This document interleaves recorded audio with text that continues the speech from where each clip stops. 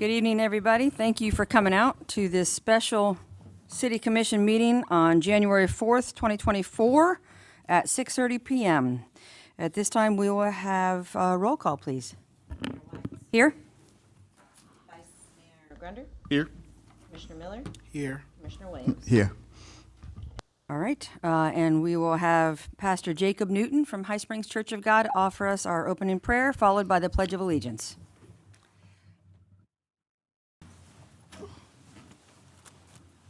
Thank you, Madam Mayor.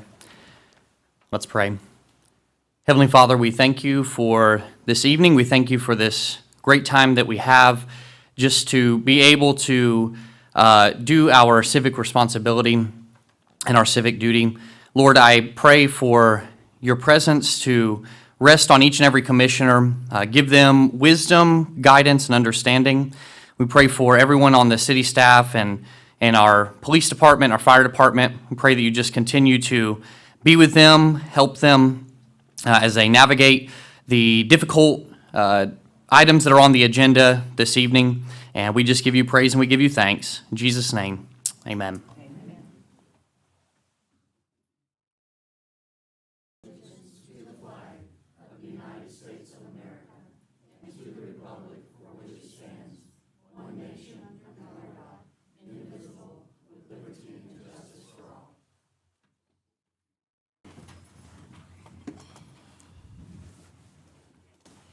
Thank you, Pastor. We appreciate you being here.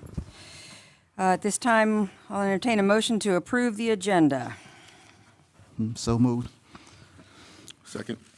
It's been properly moved and seconded. All those in favor, say aye. Aye. Those opposed?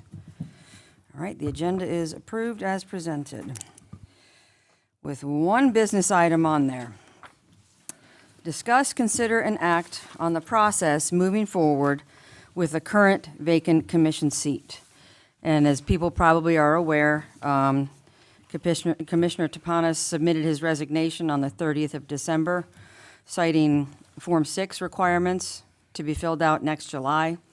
It required him to divulge information about his private business that some of his clients were not okay with, and he made the very difficult decision to tender his resignation on the 30th of December. So now we're going to need to decide what this governing body wants to do moving forward.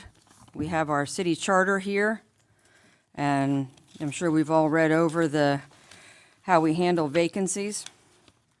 And it states here that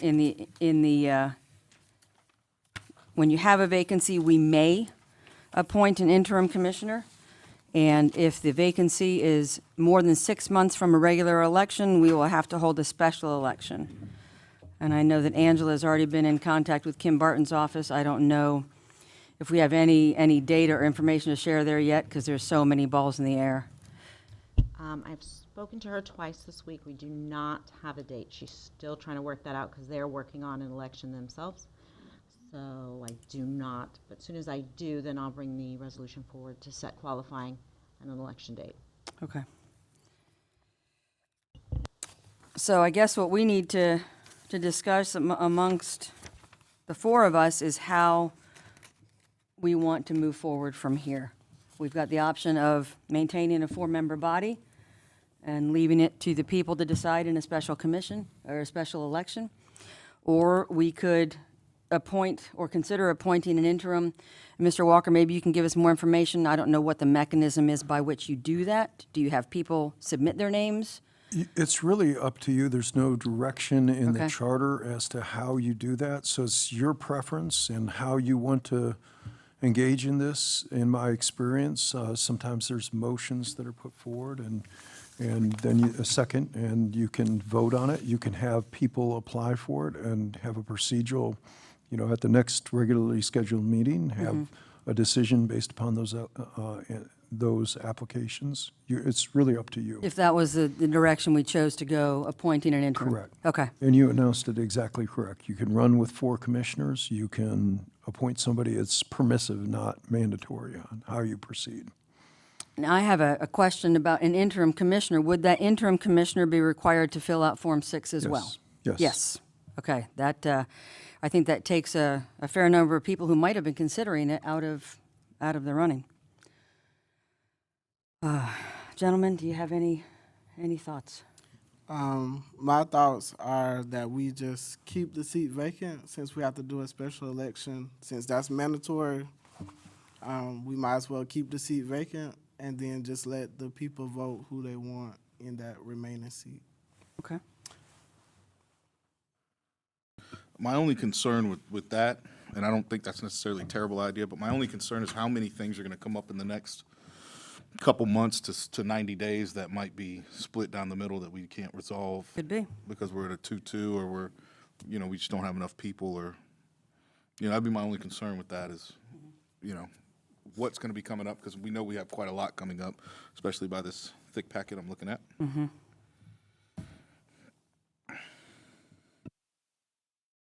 Yeah, that's pretty much my concern also, if something come up that we need to. I guess it won't hurt to go through the process of trying to have people submit their name and then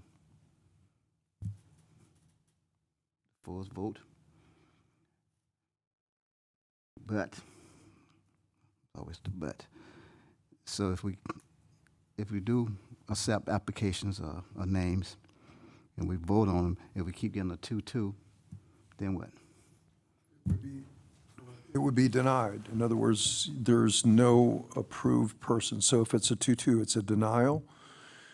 And the Roberts Rules of Order provide that if you're in the winning side of a vote, you can bring it back up on the table. So if you're 2-2 and it's denied, 2-2, it's denied, then somebody that is a part of the denial vote could bring that matter back up on the table. Maybe it would change the 2-2 nature of it if that's what. So really, you're either deadlocked 2-2, and the seat is not filled, or perhaps there's a change in the vote, and that would be where you're at. Yeah, I just feel like the problem with appointing someone would be that person has a leg up in the special election, because that's 2 paychecks they'll get that will help them campaign. How would they help them campaign? Because you need money to run.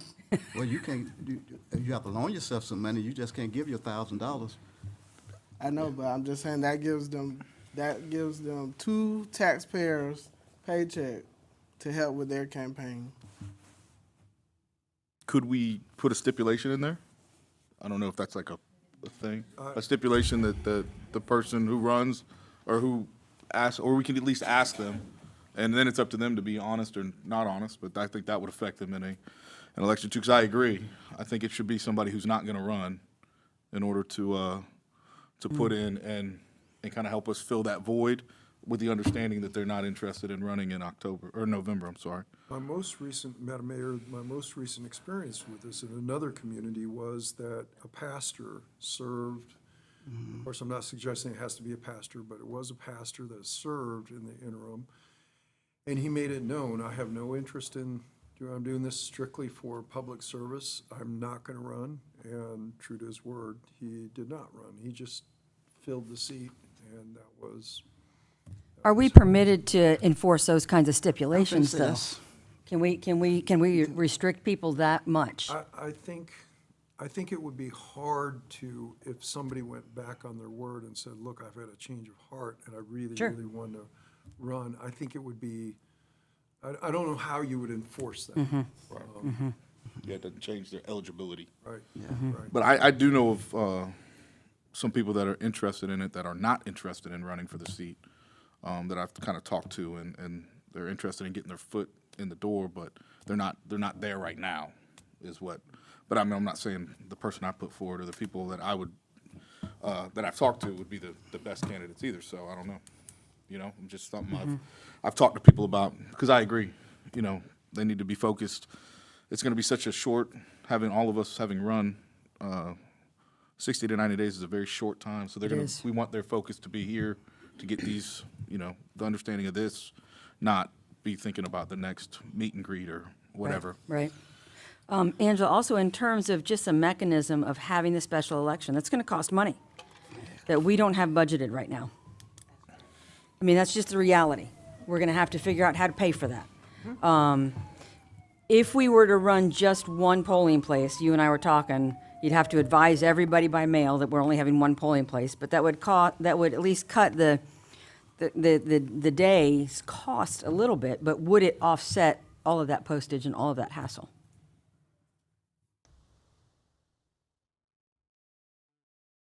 I think it's going to run about, well, I wouldn't have to pay for the equipment for the second facility and the employees, but I do have to send the letters. I still have to pay for the other facility, and I still have to have the same number of ballots. So that's the only difference. I have to send the letters. I just don't have to, we don't pay for the second facility. We just pay for the equipment and the workers. What are we looking at cost-wise for this? Do we have any idea? Well, I don't have my final bill for that election yet, and I've already spent 50% of this budget, so, for 2024's budget. I haven't, yeah, I still have to advertise and do all those things, get my Right. ballots printed, and to not run the risk of running out of ballots, every registered voter has to have a printed ballot. So it's not like I can't have anything to reduce, so. And there's, God, we're so flush with cash right now. We can just- there's not enough time for mail-in, so that would not I even be an wouldn't option. think so. We don't have I'm enough not time 60 to, to 90, it depends, it's gonna depend on what date I get, but if she pops, because we could have it as early as, I think, Danielle told me February 28th, so if it was to come that quickly, no way, right. because I don't even know who's on the ballot, Right. and then I have to have them printed, and then I'd have to be able to mail them, no. So given the fact that there's a possibility the earliest date could be the end of February, that's not a lot of time. That's only 2 months. Would it be worth bringing somebody in for 60 days? If we could get something like that done that quickly for 60 days? Is it, I don't know, that just seems like a lot of work for 60 days. To get somebody in here as an interim, I don't know. And I mean, to Commissioner Miller's point, the hang-up for me is not that we've got some folks I'm sure that are very qualified and would do the best job they possibly could, but it takes that appointment out of the hands of the people. And to me, it should be about who the people want up here. And we just had a pretty spirited election. I don't know. I mean, we do have a room full of citizens right here. We can ask them if they would, what their preference would be. Would you want somebody appointed, or would you want an election, or, I mean, I don't. We're still gonna do an election. We have to do an Yeah, election sorry. anyway, We're yeah. gonna have an yeah, election, yeah. obviously. But Yeah. whether or not Misspoke, we appoint an interim is Right. the question here. And then, Angela, that's more money, right? If we do an intern, that's gonna be more money, because we gotta advertise that, correct? To get applications, we would have to We wouldn't have advertise to advertise. We something. could appoint them right now, right? So we don't have to, okay. I don't think we're at a place where we could appoint right now, are we? I mean, If you so choose, you could do that. I don't know if that would give people enough time to put their name in. I don't know how many people are interested. I have no idea. Thoughts? Please.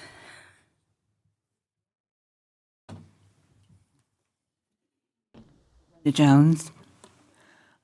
I hadn't thought about this, but the mayor brought up a good point. Having a person sitting there that it takes it out of the voters' hands. We'll have someone sitting there who we had no input as to who is sitting there and how they vote. So I agree with Commissioner Miller that we ought to leave it, even though it can cause problems not having a non-vote. I have been uncomfortable having someone sitting in that seat that we had no voice in. Thank you. Thank you.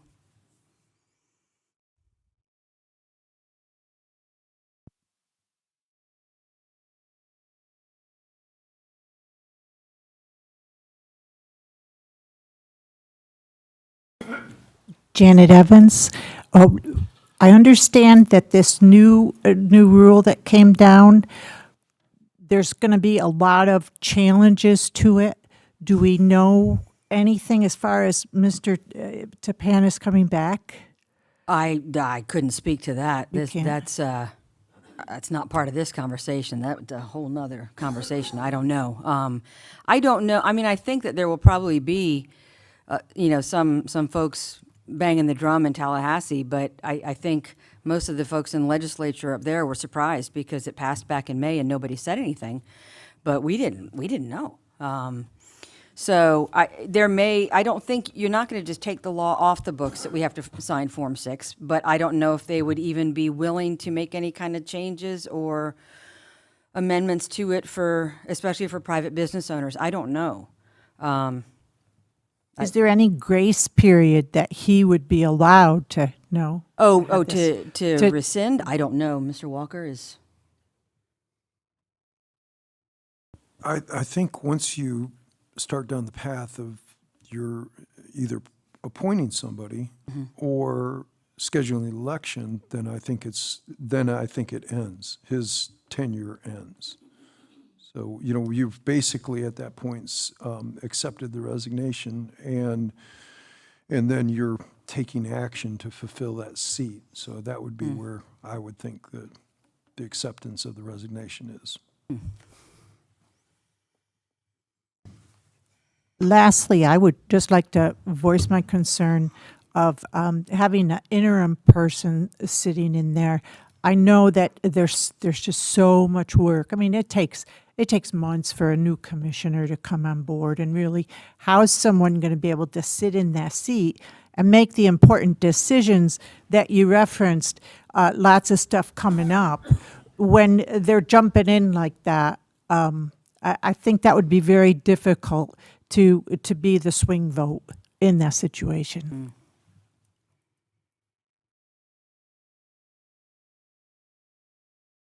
Anybody else?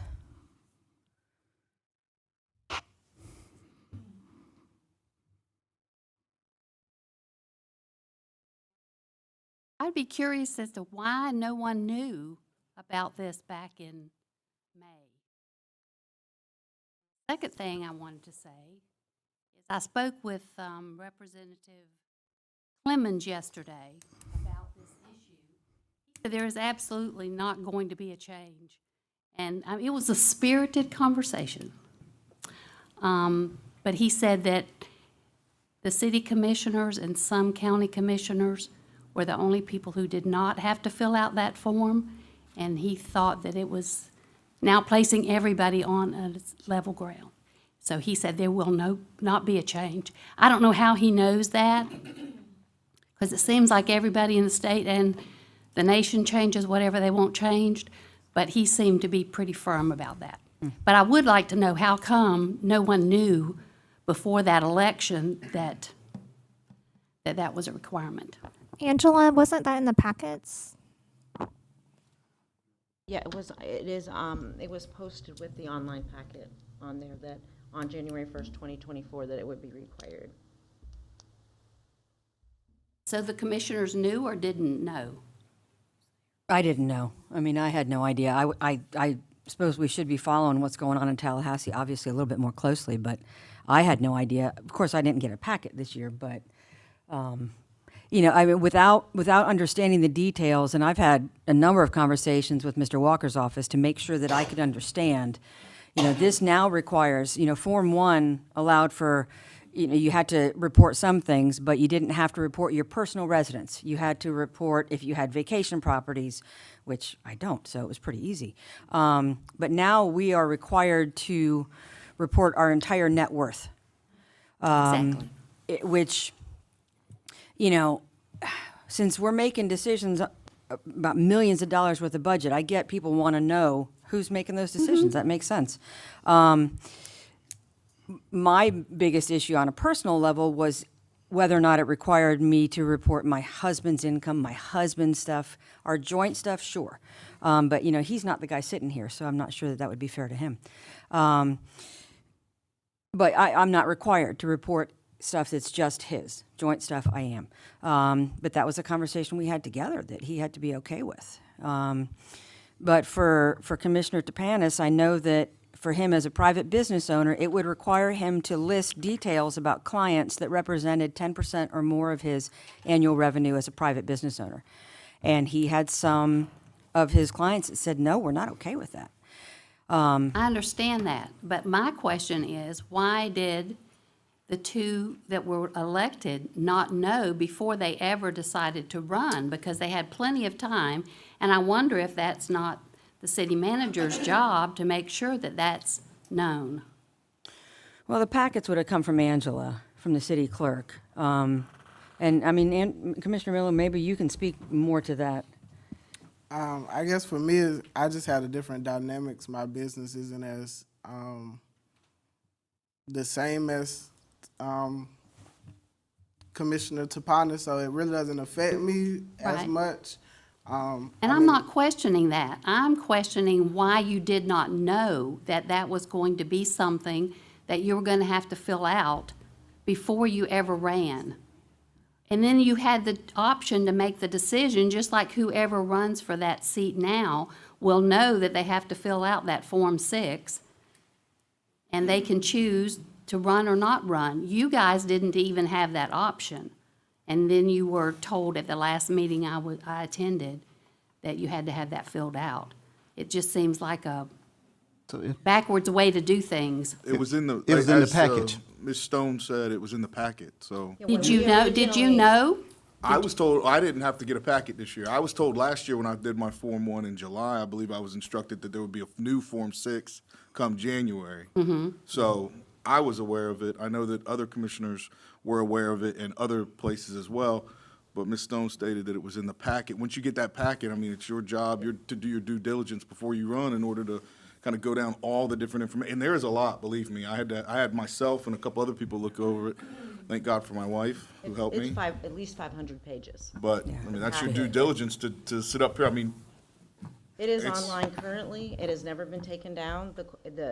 When you open the qualifying packet online, it was posted, and it's, the law went into effect July 1st, and that's when it was put on there, on the website. And there were also, Florida League of Cities had several information sessions, and they have a conference, and I know that they spoke about it, and Commissioner Williams and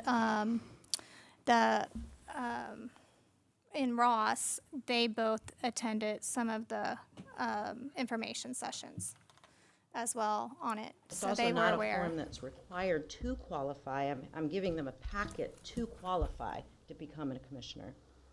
But I give them as much information as I can about the Sunshine Law, about the Commission on Ethics, about the campaign laws. So that's why the packet is so large. I don't think someone should take the seat that's not elected, so there's three of us, I think. Thank you.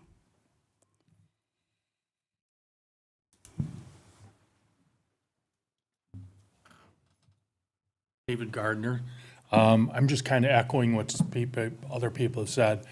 I totally agree. I think that seat the people should fill that seat, not the commission.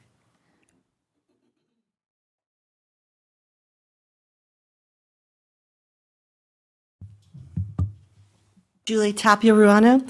My comments are mostly, I'm ambivalent about the empty seat. I think I'm going to lean towards leave it blank for the short term and do your due diligence just to get your business taken care of. But I'm also an assistant clerk at the Precinct 60 for the Supervisor of Elections. And I probably will be asked to help out for the election. My opinion on one or two precincts, we're just now getting the community used to the new precincts.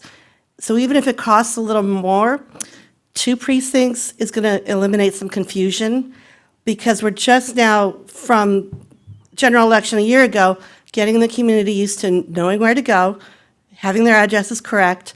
And if we go to 1 precinct, I'm afraid we're going to lose a lot of voters, either in that 6 to 7 o'clock hour, where I'm supposed to be here. Oh, no, I need to go over here. then they end up with a provisional and they don't want to do that. So even though 2 might be a little more expensive, a little more work for you and for the supervisor and the clerks, I think maybe 2 would keep it more accessible for more of the voters to get out to fill the seat. Thank you. Thank you. That makes a lot of sense.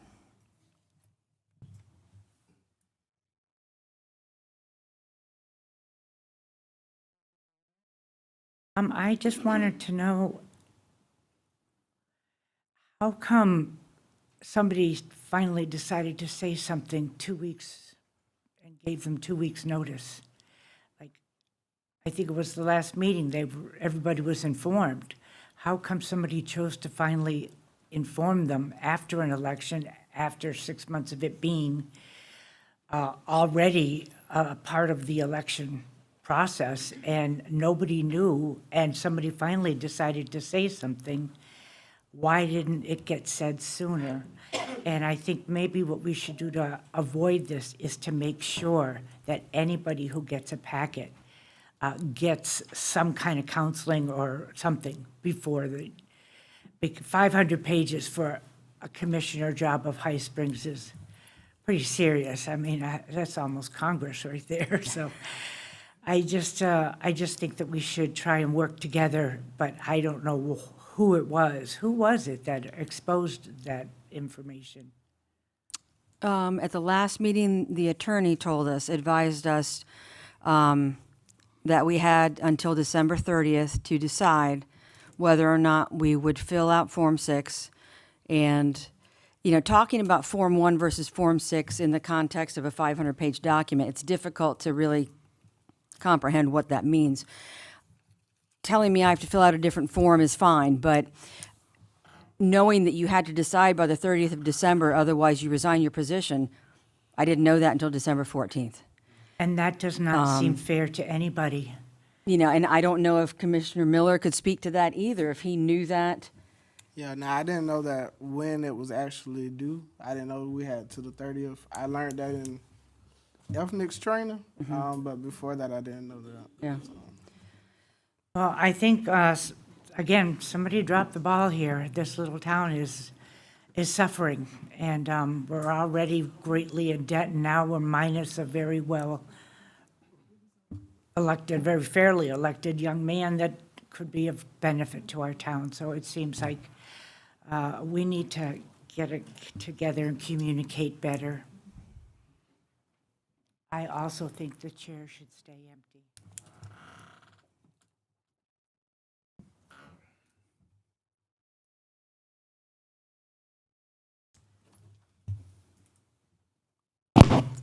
Brad Riddle. Mr. Walker, I got a question. So I went through the ethics and training class, and that's where I was made aware of it as well. And of course, you know, I'm a plan board member. My question is, why does the plan board not have to do Form 6? Is it because we're not paid? You're not elected. Not elected. It specifies in the statute that elected public officials. My recommendation is for y'all to leave that seat empty until the election. And all I can tell you as a plan board member, and there's another one that's sitting in here as well, I'm not going to speak for him, but we'll do all we can to help you. We'll continue doing the best job we can and make recommendations to the 4 commissioners that are still on this board. Thank you, sir. Anybody else?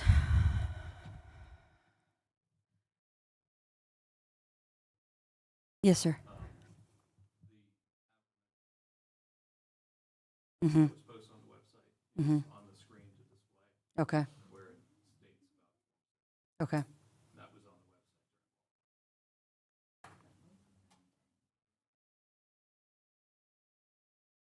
That's page 20 out of 500. It's hard to find. It's also, as soon as you pull up the qualifying, I have like a cheat sheet on Yeah. the website, Mm-hmm. right on front. And Yeah. I know it only says you will be required to do Form 6 come January 1st. But it wasn't required at the time. When we set qualifying was in June or something like July, that. Because our July was our qualifying period. We Right. passed it back in June. It wasn't even in effect as of when we passed qualifying. So when the packet went out, I already had people asking for me the packet as soon as we passed it in the commission chambers. And when we actually got a call, was it the first week of December, for us to do training with the supervisor of election on Form 6, because we had not been. And it was at 2 hours before the training for the city clerks. So it has been a rush thing for everyone, even though it has been a law. I don't know why for the municipal thing. I go online and I put your names in and everything, but I can't even help you with it. Right, right. I'm not allowed. They legally will not allow me to help you with the form. I can just give you the form. But we're not required to hire a CPA in order to You're not fill the required. form I spoke out. to them specifically about Okay. that. You're not required. So this is one question that I had for Danielle. When we disclose this information, we fill out Form 6, and let's say we have, $10,000 in our checking account. It's a good day. There's no legal right for anybody to come and ask for private data to back up that documentation. Is that correct? That's still your private financial information. It's still your private financial information. Now, there may be some other procedures that happen down the road that you may have to disclose additional information to So, prove that so up. what kind of procedures would those be? If you're subject to a ethics complaint and they're reviewing the efficacy of your financial disclosures, that may. So it does open us up to further scrutiny. I'll give you an example. This relates to Form 1. I had a commissioner, another city, who listed retirement as his source of income. And he had retirement from several different sources, but he just listed retirement. He was dinged, I think it was $500 in fines for not specifically giving all of the different retirements that he received. Now, I think that was overboard, in my opinion, but that was what the Ethics Commission did with that. So, in answer to your question, yes, there can be additional procedures that happen that investigate the filling out of your Form 6. That's problematic for me to know now on January 4th. Because Well- that was part of my decision-making process that, if I have $1,000 in my checking account, that means I have $1,000 in my checking account and somebody can't come back and say, well, I know she had $1,100. Prove it. Is that subject to public scrutiny? Would they would have to go through a formal complaint process or sue me or do what to get more information from that? The answer to the above is yes. There would have to be something more to happen in order to determine whether or not the details of your Form 6 were filled out correctly. And so my advice, and I'm like Angela, I can't really help you with your Form 6. I'm prohibited as well, which again is one of those things I don't understand that, your city attorney should be able to assist in these things, but I'm not allowed to. But you should fill it out as accurately as you can.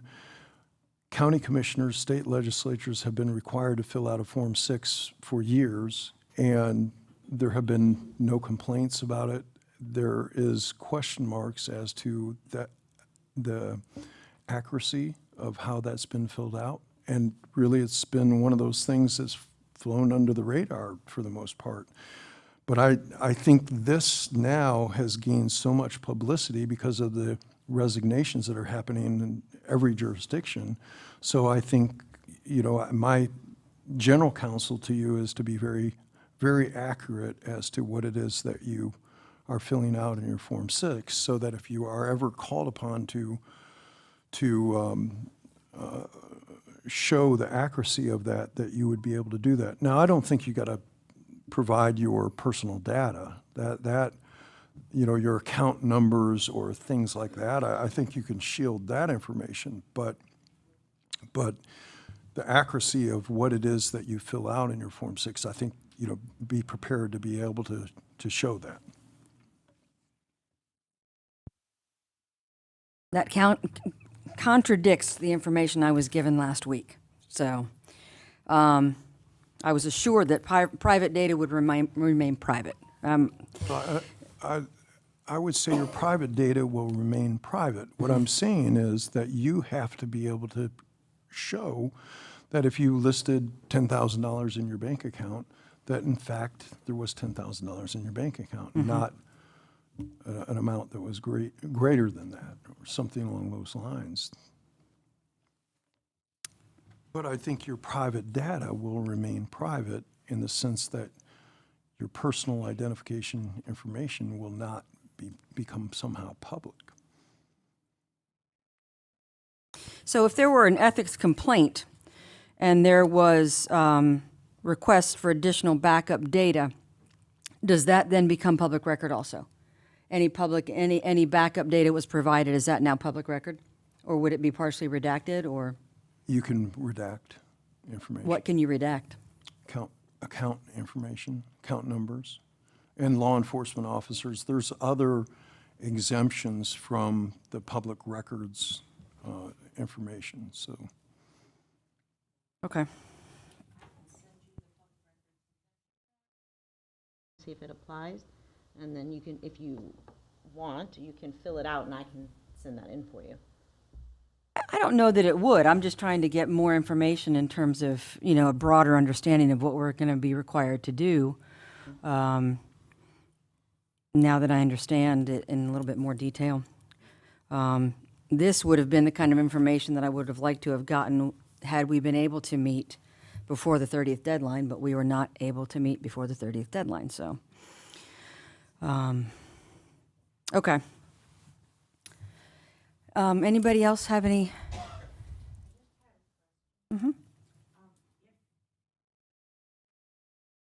For anything that's over 10%, is that what that is? For a business owner, if there's a business owner who has a customer that represents 10% or more of their annual revenue, they have to list that customer's name and address. So if you have a business where your product is rather expensive, then you don't have a prayer of, without having to divulge private information. That's private information, and he has no right to divulge the information of his clients. Right. He has no right, he doesn't have to. He shouldn't have to. Right. It's not fair to the client, and I wouldn't want to go to his business if that was the case. Right. And yet he should have a right to run for commission. He should have a right to do that without violating the privacy of his clients. And that's wrong.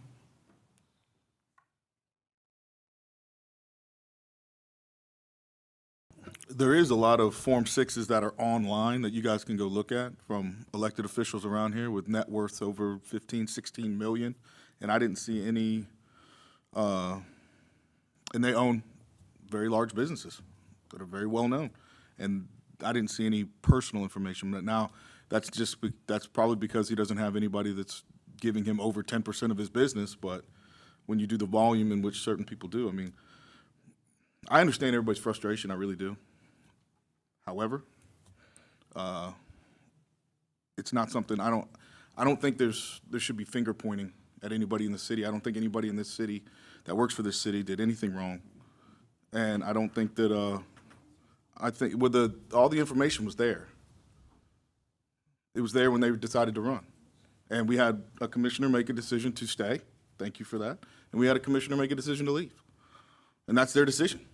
And when you decide to run for an elected office, you take on that responsibility of educating yourself on absolutely everything you are going to do to sit up here. And it's nobody else's decision and nobody else's job to figure out why somebody would do something or why they wouldn't, and then for them to make that decision for you.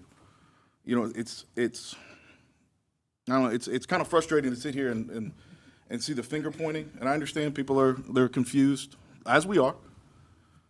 But at the same time, I'm a grown man. If I'm expecting somebody else to make a decision for me because I didn't educate myself, it's nobody else's fault. It's my fault. And he made a decision for himself, and I respect Tapanis for making that decision, and that was something he needed to do for him and his family. It's nobody's fault. These things happen. So, I mean, you know, I don't know. I do appreciate everybody coming and giving their opinion, though.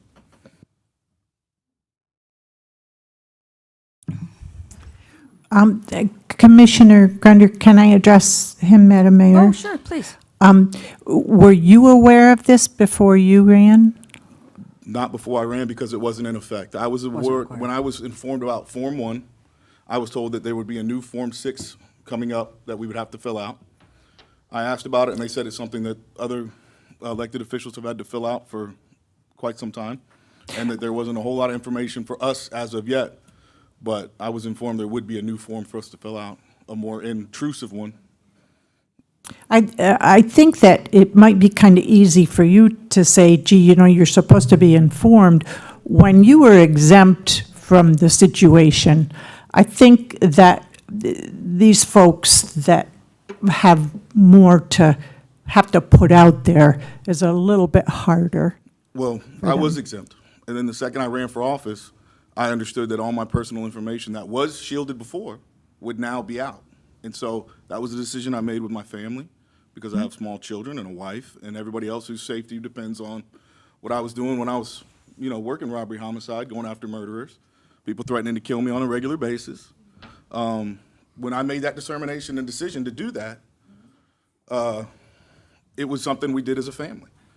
And so that was, I knew all my personal information was going to be divulged at that point, and it was.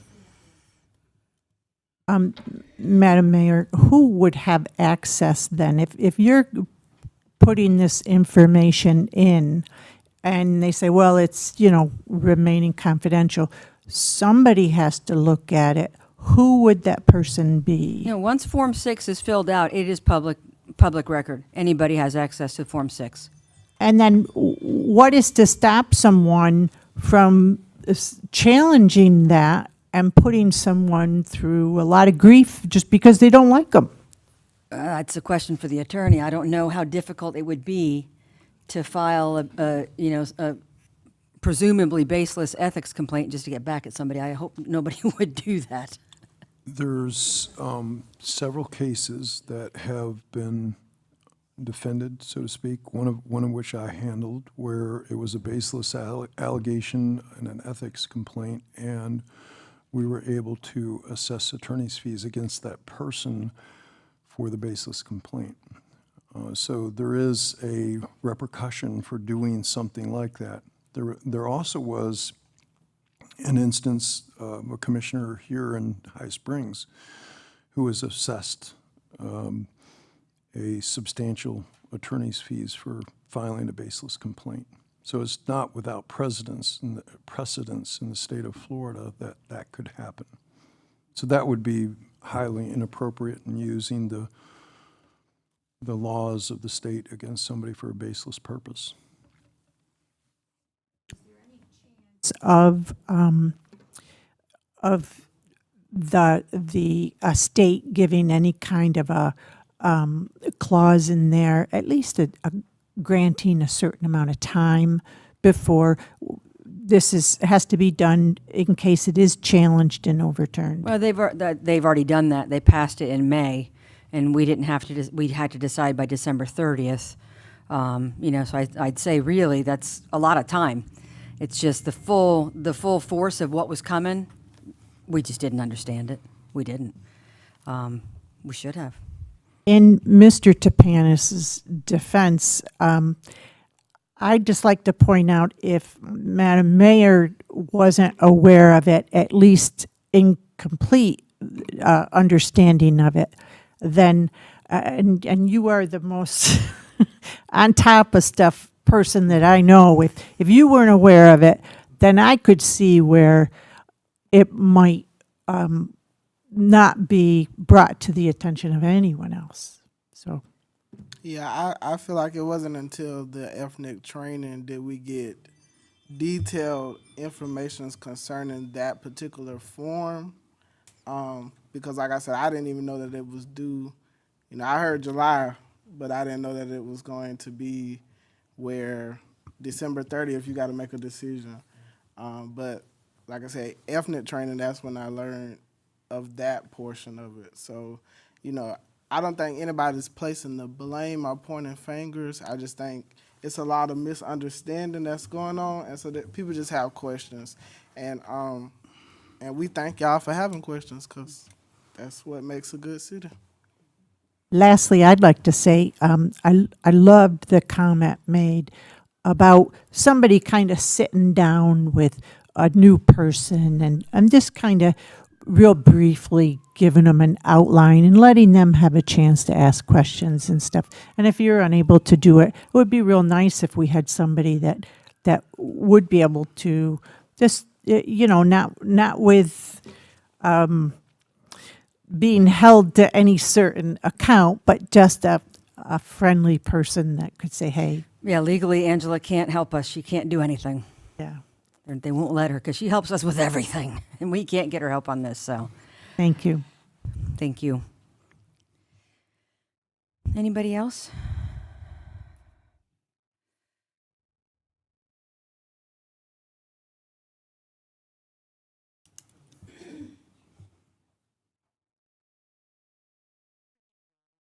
And I'm super frustrated by the comments and the audience, number one. But number two, I think we're missing a larger point of what this Form 6 is meant to do. If you do something wrong with your income taxes, you may be audited. And at that point, you have to go through additional information to prove what you've claimed, what you've gotten a tax break for, what have you. If I had an elected official whose bank account went up exponentially without explanation, I would want to be able to find out why. Was that business owner being paid by somebody else to make certain decisions throughout the city that would benefit that business owner? I would want the right to figure that out, and I would file an ethics complaint for that. And I would like to think that the Form 6 would help back that up if they did something unethical. So I think we're missing some of the reasons why this form is available to us. Everybody in this room is an adult. There's no children today, which thankfully there are some sometimes. But everybody's an adult and should be responsible for their own decision-making. And they also should be responsible for taking the time to read whatever their commitments are to the city. So just because somebody didn't know all the details, at some point you have to be an adult and step up and ask questions. So, and I really don't appreciate the additional comments while I'm trying to make a statement. I was quiet for yours, please be quiet for mine. So, thank you. I just wanted to point out just a little bit different perspective of what we have. did, just so you know, we did try to get a meeting together before the deadline so we could have some real open conversation. And there was a complaint filed that we couldn't do it as quickly as we tried to. We tried to get everybody together. Angela put it all together and somebody complained that there wasn't sufficient notice, wasn't sufficient public notice. And, you know, we were dealing with something kind of unknown. And I mean, we're still dealing with unknowns, and hopefully, you know, we'll be extended a little bit of grace and understanding as we chart it, because we're here, you know, we're here and we're here to do it. But we did try to have a public meeting, and I would have loved to have had that so that people could have participated before we all had to decide. Well, and it's great when all that information is available and readily available, but apparently that was not the case for the entire circumstance. So you wouldn't have all this misunderstanding if there was enough direct information across the board. Yeah, there was a lot of gray. So- If you look at Form 6, and they, you know, there's some things that are intimated, but you're not really sure about, and you wanted to get, you know, like whether or not I had to include my husband's income. It's not really clear. It wasn't clear enough. And that was a big part of our decision, you know? So it's a difficult time, but, you know. Exactly. Thank you. Thank you. Appreciate it.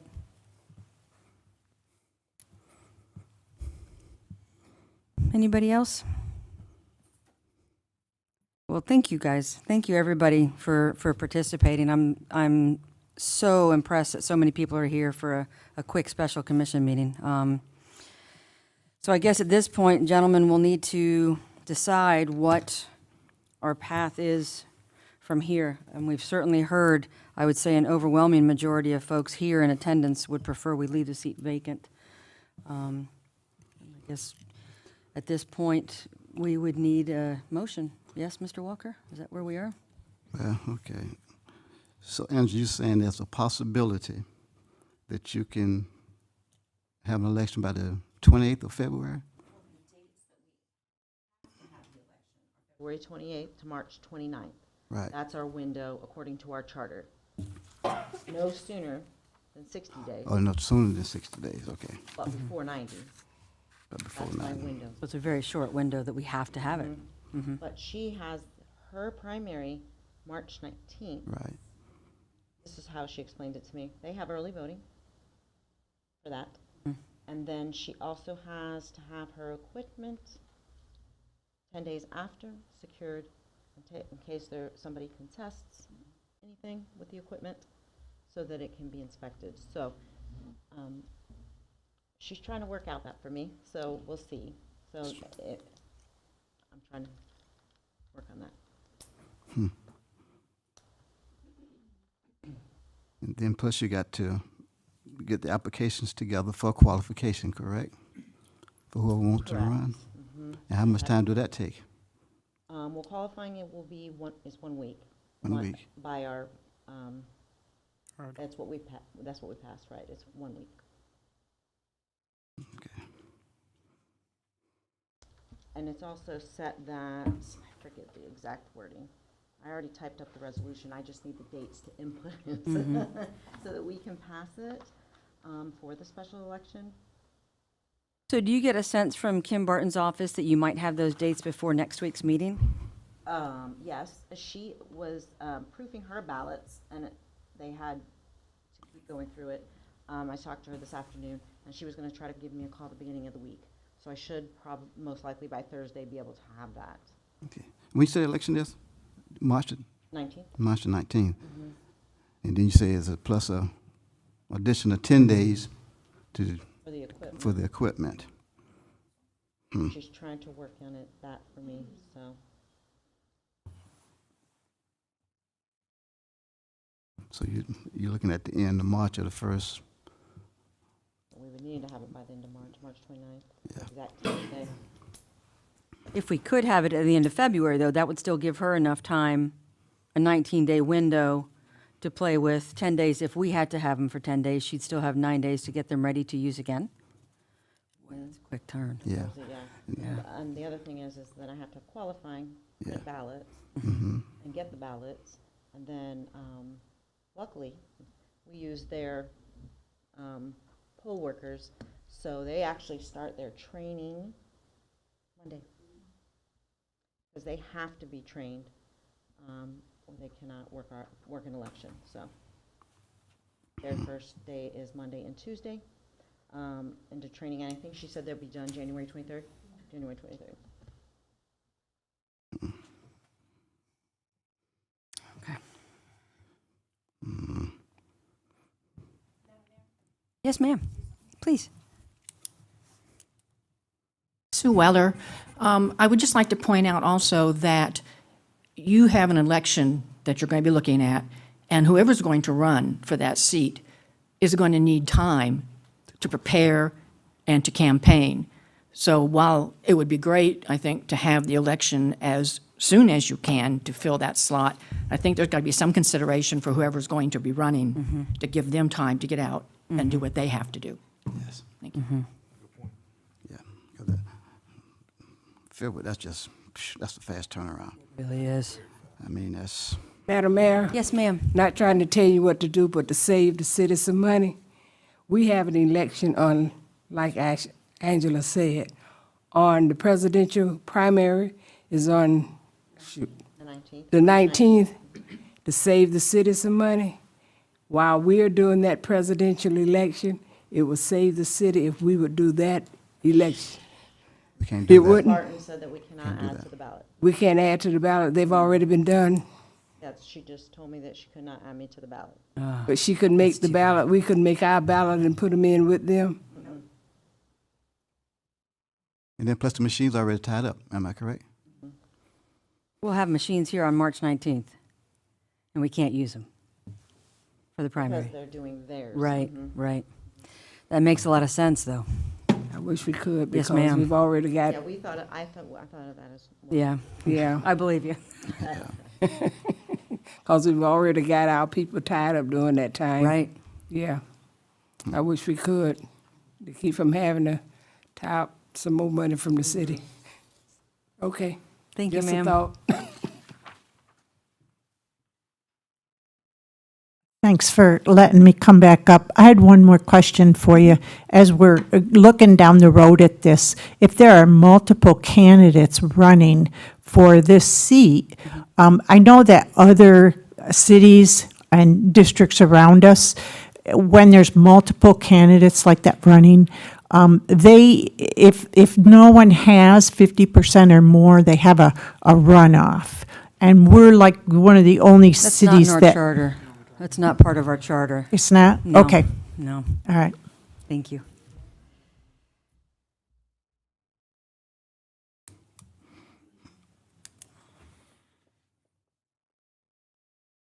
Jeffrey Connolly, Honorable Mayor. Good evening, sir. Is it within the charter or within the commission's authority to extend the date to offer enough time to do a proper special election? Given the restrictions on the voting machines, which is what's pigeonholing us into even having a quick election or,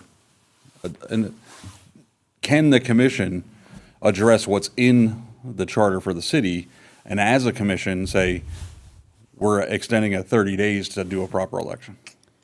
Charter amendment only happens every 8 years, I think. It can happen at any time. Oh, You can it? usually have a charter review commission that is established every 8 years, and that's when your charters typically change, but you can have a referendum vote. The charter can only be amended by referendum vote or act of the legislature, special act of the legislature.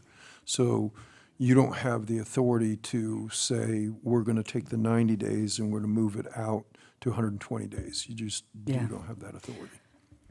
Thank you. Just so you are aware, we are actually having our charter review. This, coming this up. year is our charter review, yes.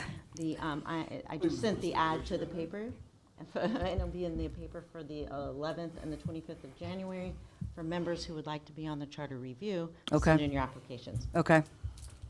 Yeah, and answer your question, it's a shall be in the charter. Shall be, not maybe. It shall be held not sooner than 60 days, not more than 90 days. Shall, so that means, that's it. Yes, ma'am. Julie Tapia Ruana, again, with, I have limited experience with supervisor of elections, but is it possible, I don't know how the budget works or the line items, but if the 2 months of salary or 3 months of salary for a sitting commissioner could not be somehow voted to be moved to supplement the budget for the election that we're trying to, if we're going to do 2 precincts or 1, but to help maybe defray some of that cost, because I've heard the concern of the citizens. Sure. Maybe you guys work out a way to make that amount go that way. Well, we're having a budget workshop next week. Could we talk about doing an amendment to the budget to do what Ms. Tapia Riano was saying? Just to at least move some money over there to help offset the costs.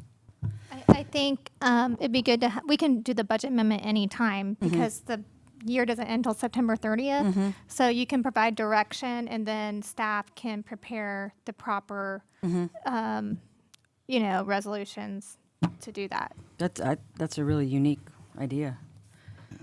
Angela, is that going to put a dent in the bucket, though? Yeah? Okay. Thank you. Yeah. Anybody else? So I guess we're going to keep this seat vacant, and then we're going to have a special election. Is that your motion? Because that's what we'll need is a motion to, if that's your. That's my motion. Second. Okay, it has been properly moved and seconded that we leave the seat vacant until the special election. Is this a roll call vote, or is this, okay. All those in favor, say aye. Aye. Those opposed? Passes 4-0. We'll leave the seat vacant, and we'll proceed with the special And election. one more thing. Yes, Now, sir. Somebody sent me an email with the same, pretty much the same PowerPoint that they gave us at the training at the Florida League of Cities. Who put that one on there? Yeah, but it's a PowerPoint telling you what Form 6 is all about, what you can and cannot do. So if somebody need it, actually, I guess y'all can send it to them. You can read it for yourself, what Form 6 is all about.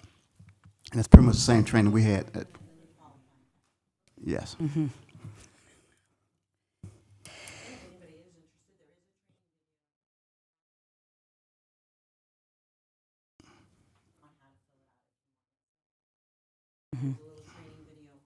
Mm-hmm. They've been very helpful, really responsive, very, very helpful. Yep. Okay. Well, thank you to all of you for coming. It means a lot. It's an important time, and we appreciate your passion and your input so much. I really, really appreciate it. Gentlemen, I'll entertain a motion to adjourn.